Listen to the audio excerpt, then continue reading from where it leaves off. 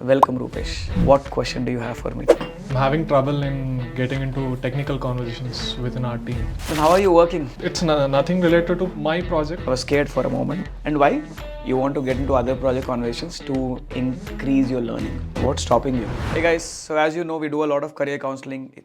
Outside, we've done a lot of sessions, webinars, in person.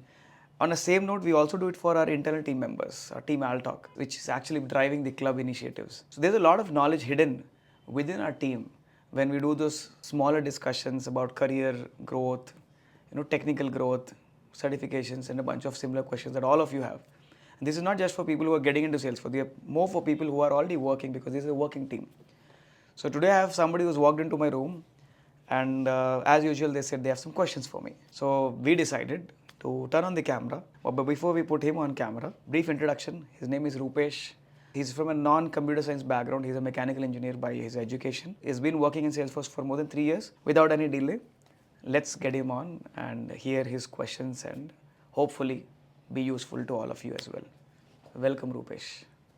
What question do you have for me today? I'm having trouble in getting into technical conversations within our team. You're saying you're not able to get into technical conversations, but I think every work that we do involves technical conversations. A group of developers are discussing about certain code or some LWC or something related to technical things. I'm unable to get into those conversations, even though I know about them or I know them closely. Of course, they are your team members. Yes. And these are concepts that you're aware of. And you've been with this team for more than 2 years, 3 years. It's nothing related to my projects. It might be some other projects where I'm interested in learning new things, which might be helpful in progressing in my career. So you're trying to get into other projects, other conversations, and why? So that I can make a better career progress. You want to get into other project conversations to increase your learning. Yes. Fair enough. Natural question. What's stopping you? My fear is like what others might think about, like why is he getting into this conversation though he's not a part of this, or even if I contribute to those conversations, whether will they consider my opinion or my ideas to solve their problems. Okay.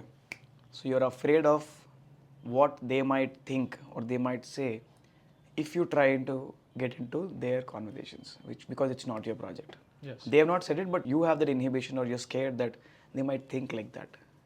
Am I Yes. right? Okay. Anything else that is stopping you? Other thing, if I'm trying to contribute, what might they think, like without knowledge? Let's say I don't have a knowledge, but I'm still trying to contribute to that discussion. It might be valid, it might not be valid. So it's a question of lack of knowledge.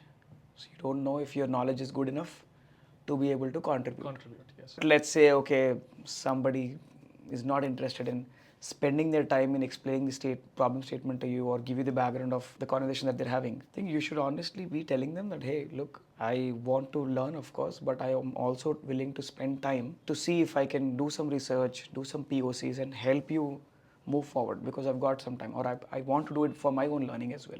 And it's going to be win-win. I think that's the puzzle. If you take the fact that you actually want to contribute and that is how you want to learn, instead of just be part of the conversations and take. Nobody in this world is happy when somebody is only taking away information. I think your intention is right, where you want to learn by doing it, by giving some information. But how you're saying probably is not the best way. What you're saying to yourself, I see, is a concern there. So you have to tell yourself that, hey, I'm not just taking away information from somebody. I'm here to help them and then thereby help myself as well. Tell yourself a better statement, and then automatically it will show in how you're approaching this group or how you're approaching a problem statement.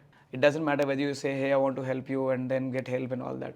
I think you have to show by understanding the problem statement either through the group or maybe talking to one of them in the group. Put in the time in your extra time, whether it's weekends or whenever you want to put in that time to do the research just for the sake of helping them, and then come back with whether meaningful or not is secondary, which was your concern. The fact that you're putting in the effort and time and coming back despite them not giving you the full chance is going to give you more opportunities in future.